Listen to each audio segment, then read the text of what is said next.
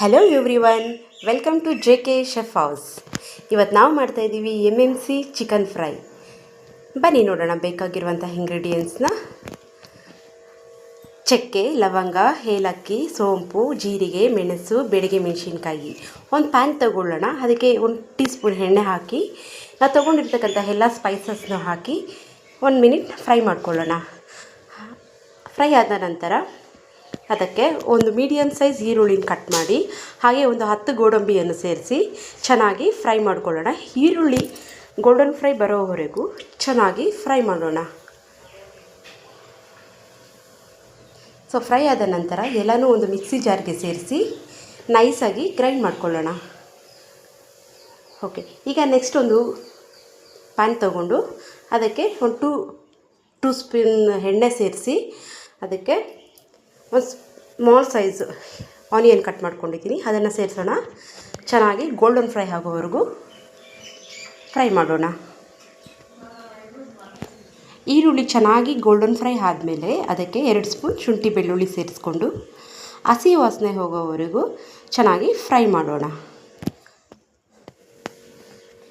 ಈಗ ನಾವು ತೊಳೆದಿಟ್ಟಿರ್ತಕ್ಕಂಥ ಚಿಕನ್ನ ಸೇರಿಸ್ಕೊಳ್ಳೋಣ. ಚಿಕನ್ ಸೇರಿಸಿ ಚೆನ್ನಾಗಿ ಒಂದು 2 ನಿಮಿಷ ಹಾಗೆ ಆಯಿಲಲ್ಲಿ ಫ್ರೈ ಮಾಡೋಣ. ಫ್ರೈ ಆದಮೇಲೆ ಅದಕ್ಕೆ 1 ಸ್ಪೂನ್ ಅರಿಶಿನ ಪುಡಿ, ರುಚಿಗೆ ತಕ್ಕಷ್ಟು ಉಪ್ಪು ಸೇರಿಸಿ ಎಲ್ಲವನ್ನು ನೀಟಾಗಿ ಒಂದು 2 ನಿಮಿಷ ಚೆನ್ನಾಗಿ ಮಿಕ್ಸ್ ಮಾಡೋಣ.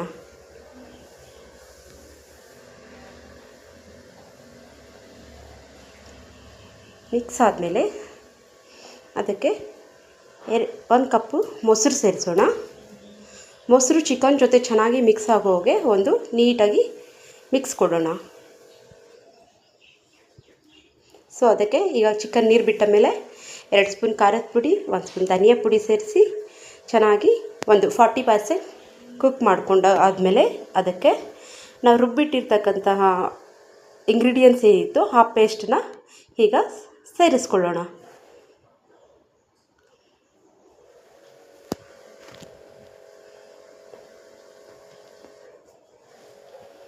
ಪೇಸ್ಟ್ ಸೇರಿಸಿದ ನಂತರ ಪೇಸ್ಟ್ ಚೆನ್ನಾಗಿ ಎಲ್ಲ ಮಿಕ್ಸ್ ಆಗಿ ಒಂದು 10 to 15 ಮಿನಿಟ್ಸ್ ಕುಕ್ ಆಗಬೇಕು. ಅದು ಮಸಾಲೆ ಮತ್ತು ಎಲ್ಲ ಚಿಕನ್ ಜೊತೆ ಚೆನ್ನಾಗಿ ಹೊಂದ್ಕೊಂಡು ಚೆನ್ನಾಗಿ ಸಾಫ್ಟಾಗಿ ಬಾಯ್ಲ್ ಆಗಬೇಕು. ಚಿಕನ್ ಬಾಯ್ಲ್ ಆಗಿ ಚೆನ್ನಾಗಿ ಎಲ್ಲ ಫ್ರೈ ಆಗಿ ಅದು ಸುತ್ತು ಎಣ್ಣೆ ಬಿಡೋಕ್ಕೆ ರೆಡಿ ಆಗುತ್ತೆ. ಚಿಕನ್ನು ಚೆನ್ನಾಗಿ ಬೆಂದಿರುತ್ತೆ. ಆಗ ನಮ್ಮ ಚಿಕನ್ MMC ಫ್ರೈ ರೆಡಿ ಇರುತ್ತೆ.